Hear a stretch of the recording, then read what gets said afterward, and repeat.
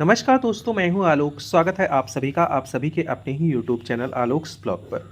दोस्तों, मेरे एग्लोनिमा का कलेक्शन जो है वो बहुत अच्छा हो गया है। इनफैक्ट बहुत सारी वैरायटीज़ मेरे गार्डन के अंदर ऐड हो गई हैं। एक दो प्लांट्स को लेकर मुझे थोड़ा डाउट है कि ये विंटर में सर्वाइव कर पाएंगे कि नहीं। ये सुपर वाइट का जो प्लांट है और दूसरा ये रेड जपोंग, ये बहुत छोटे साइज़ में मुझे रिसीव हुए थे ऑनलाइन। हालांकि ग्रोथ कर रहे हैं और मैंने इन सब में वसा कोट दे दिया है। देखते हैं कि क्या रिज़ल्ट मतलब निकल के आता है। विंटर तक कितना ये ग्रोथ कर जाते हैं या फिर विंटर में सर्वाइव कर पाते हैं या नहीं कर पाते हैं। बाकी जो प्लांट्स थे वो सारे मीडियम साइज़ के मुझे रिसीव हुए थे। सब में अच्छी ग्रोथ भी हो रही है और आई होप कि ये विंटर में बहुत अच्छा करेंगे। ये विंटर के अंदर भी सर्वाइव कर जाएंगे और उसके बाद जब टाइम आएगा इनकी रिपोर्टिंग का, तो मार्च में मैं इनको नई सॉयल जो नई एनर्जी देगी इनको ग्रोथ में, उसके अंदर मैं इनको रिपोर्ट कर दूंगा। आज की इस वीडियो के अंदर एग्लोनिमा की एक बहुत ही खूबसूरत वैरायटी एग्लोनिमा पिंक वैलेंटाइन, जो कि आजकल लोकल नर्सरीज़ में काफ़ी ज़्यादा देखने को मिल रही है और बहुत सारे लोगों ने इसको लगा रखा है, इस पर ही बात करेंगे। देखिए, ये मेरा एग्लोनिमा पिंक वैलेंटाइन का बहुत ही बुसी पॉट है। इसके अंदर टोटल इस समय 4 सूट्स हैं। एक ये है साइड में और 3 ये इधर हैं।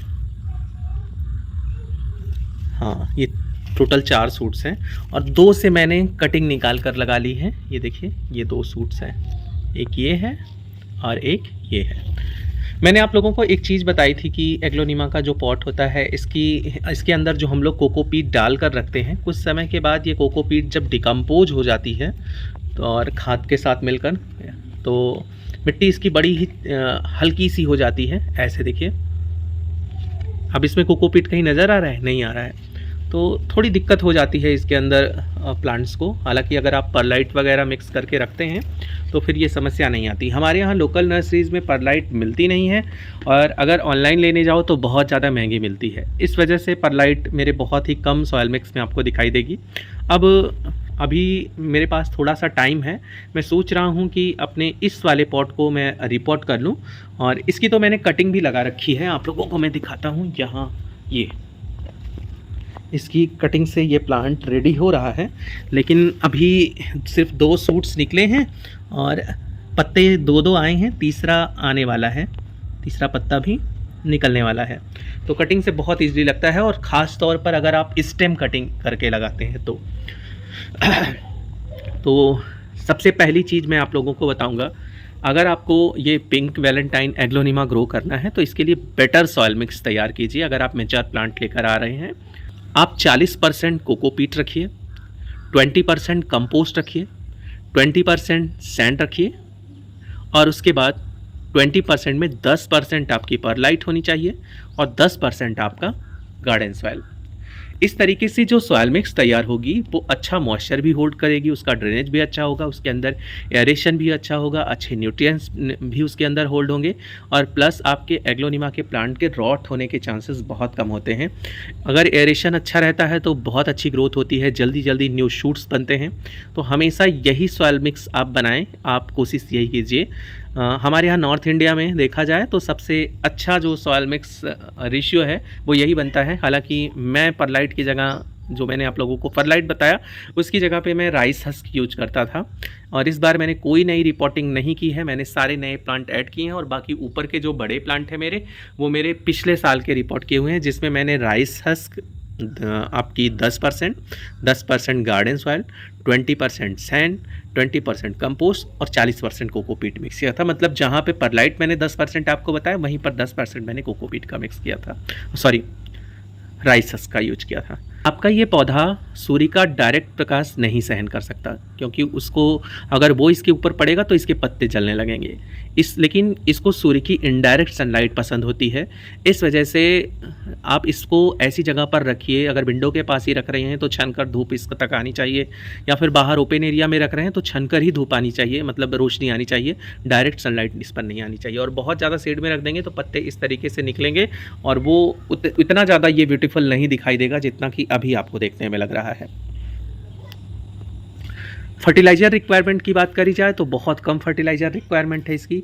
मैंने इसको मार्च के शुरुआत में खाद दी थी और उसके बाद मैंने इसको खाद नहीं दी थी। ये देखिए इसके अंदर एक फ्लावर आ रहा है। कभी भी फ्लावर्स को इस पौधे के अंदर मत छोड़िए, इसको समय समय पर कट करके निकाल दीजिए, क्योंकि इसके फ्लावर्स अट्रैक्टिव तो नहीं होते हैं लेकिन फीडिंग पूरी प्लांट से ही लेते हैं। तो प्लांट हमारा जो है, अगर ये वो फीड जो इस प्लांट की ग्रोथ पर लगाना है वो अगर इस फ्लावर को खिलने में और इसकी ग्रोथ में लगा देगा तो फिर प्लांट में शायद वो न्यू शूट्स वगैरह जो आप उम्मीद लगा कर रखते हैं वो नहीं बनेंगे। इसलिए समय समय पर आपको अपने एग्लोनिमा को चेक करके ये फ्लावर्स जो हैं वो कट करते रहना चाहिए। हालांकि बहुत सारे लोग कहते हैं कि इसके अंदर फ्लावरिंग के बाद सीड्स बनते हैं, उन सीड्स से नया प्लांट बनता है, लेकिन मुझे नहीं लगता कि कटिंग से ज़्यादा आसान होगा सीड्स से ग्रो करना। तो क्योंकि देखिए ऑलरेडी मेरे पास कटिंग से इसका एक पौधा बना है, मैंने आप लोगों को दिखाया ही। तो कम फर्टिलाइज़र रिक्वायरमेंट वाला पौधा है, लेकिन आप इन चीज़ों का ध्यान रखिए, डल लीव्स और फ्लावर्स वगैरह कट करते रहिए। वहीं बात अगर करी जाए वाटरिंग की, तो बहुत मोस्ट इंपॉर्टेंट फैक्ट है वाटरिंग आपके एग्लोनिमा के लिए। अगर आप पानी ज़्यादा दे देते हैं तो रॉट होने के चांसेस बहुत ज़्यादा बढ़ जाते हैं। वहीं पानी अगर आप कम देते हैं तब भी पौधे के रॉट होने के चांसेस रहेंगे। अब आपको लगेगा कि पानी कम देने से कैसे रॉट हो जाएगा पौधा। अगर आपका पौधा अंडर वाटरिंग जाता है, मतलब नमी बिल्कुल नहीं रह जाती पॉट के अंदर, तो इसकी रूट्स जिसके अंदर एक वाटरी सा टेक्सचर होता है, मतलब पानी सा भरा होता है, वो सूख सा जाता है, बिल्कुल सिकुड़ जाती हैं इसकी रूट्स, और फिर वो सर्वाइव नहीं कर पाती हैं। जैसे पत्ते हैं वो तो बाद में पानी जब मिलेगा तो फिर से नए और फ्रेश दिखाई देने लगते हैं, लेकिन रूट्स के साथ ऐसा बिल्कुल नहीं होता है। वो रूट्स ड्राई हो जाती हैं सिकुड़कर, और उसके बाद जब पानी आप देते हैं तो रॉट हो जाता है और पौधा भी धीरे धीरे करके रॉट होकर मर जाता है। तो इस चीज़ का आपको ध्यान देना ज़रूरी है, अंडर वाटरिंग नहीं होना चाहिए। और कोशिश ये भी करिए कि पत्तों के ऊपर स्प्रे करके हफ्ते में 1 आध दिन पानी दीजिए। लिक्विड फर्टिलाइज़र का आप स्प्रे कर दीजिए, वो लिक्विड फर्टिलाइज़र जिससे फंगस लगने के चांसेस ना हो, जैसे सीवीड का लिक्विड फर्टिलाइज़र हो गया आपका। और आप कंपोस्ट भिगो कर रखिए, उसमें उसका लिक्विड फर्टिलाइज़र दे दीजिए। कभी कभी मिल्क जो रॉ मिल्क है उसको 1 ढक्कन 1 लीटर पानी के अंदर डालकर स्प्रे कर दीजिए, बहुत अच्छी चमक निकल के आती है पौधों के ऊपर। हल्दी वगैरह का स्प्रे कर सकते हैं, लेकिन जैसे आप किचन वेस्ट से लिक्विड फर्टिलाइज़र बना रहे हैं तो उसका स्प्रे मत कीजिए। हाँ, रूट्स में दे सकते हैं, हालांकि एग्लोनिमा में बहुत ज़्यादा कंसंट्रेटेड फॉर्म उसका भी मैं देने को नहीं कहूँगा, आप डाइल्यूट करके एग्लोनिमा के प्लांट में उस चीज़ को दे सकते हैं। तो बस अगर इतनी सी केयर आप करते रहेंगे तो आपका ये वैलेंटाइन एग्लोनिमा या फिर कोई सी भी वैरायटी एग्लोनिमा की होगी बहुत अच्छा ग्रो करेगी।